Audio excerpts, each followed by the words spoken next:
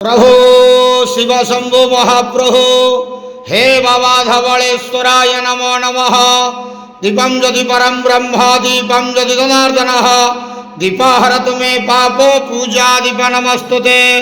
बाबा धवलेश्वर महाप्रभु संसार सुखी रखंतु।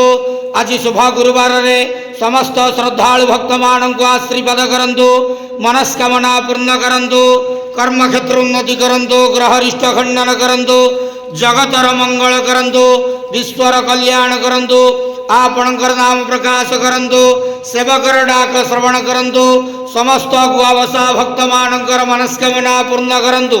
महाप्रभु धवलेश्वराय नमो नमः। संसार सुखी रखंतु आनंद केवार हरि बोलो। आज शुभ गुरुवार रे समस्त श्रद्धालु भक्त मान को आशीर्वाद करंतु आनंद केवार हरि बोलो। बाबा धवलेश्वराय नमो नमः।